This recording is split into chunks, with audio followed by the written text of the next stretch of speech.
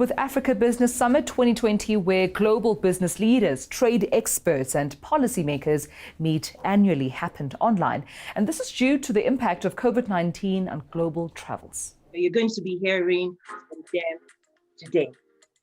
This is such a pleasure as well. I'm just super excited to have you all. We have speakers from Morocco, Casablanca, Morocco. We have from Addis Ababa, Ethiopia. We have from Cairo, Egypt.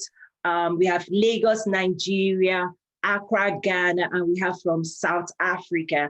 What we've tried to do at Rwanda Trading Company was establish an export business that paid as much as it could to the local farmer while still making enough of a profit to stay in business. And that, with a low seed price, has been difficult the last few years. But we've been able to do it largely because we've invested in agronomy training programs for the farmers at the ground level. The agronomy training program, or ATP as we call it, goes through how do you manage not only your crop, but how do you manage your finances, and how do you invest in your community so the generation behind you can benefit from your labor.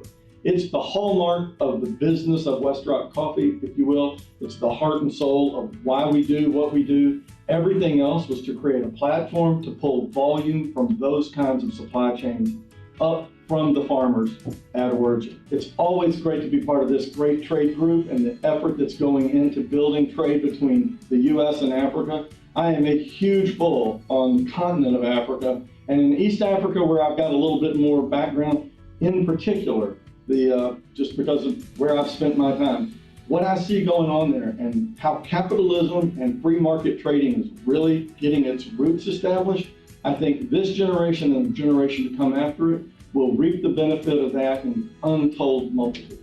I don't know if you could share a little bit in terms of contracts that goes with government versus private sector. What does that look like? Because I think the last 20 years, people have not really seen the commercial activities on the private sector side. They've pretty much been engaging with governments, but I think the future of Africa really lies in activating direct trade engagement with the African private sector. So I don't know if you could share a little bit about what you've seen over the last couple of years in that space.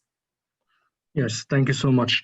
No, we strongly believe in the role of the private sector to develop Africa, and we believe in the message that we must support the private sector. And as I said, we look for successful companies across Africa, and we help other countries to emerge as intra-African trade champions. For example, throughout the year, we travel usually, of course, before the pandemic, and meet heads of states and key government officials. In those missions, we bring along our clients, our private sector, big corporates that can offer their services to the governments, and the government to offer their projects and the kind of projects they have. And we do this matchmaking. And we've done a lot in that space. We facilitated contracts between the private sector in Africa and other African governments of over $3 billion over the past 3 years. And we do that in the belief that we must give opportunities to African corporates to compete globally. For example, in Egypt, we have Arab contractors that does construction, and they operate in more than 15 African countries.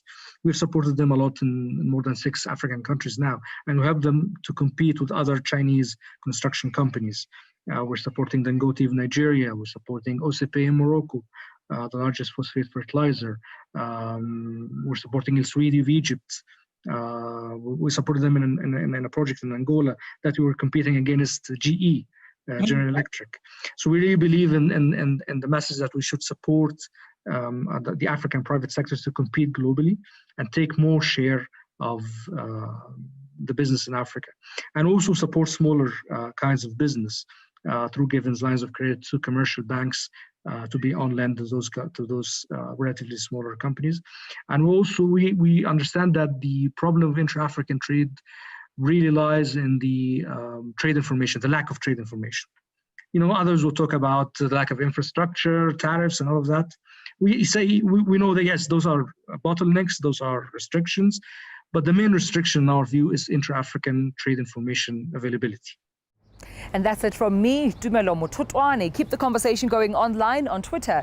We are at Africa_eNCA. But we leave you with these beautiful images from our beautiful continent. Until next time, goodbye.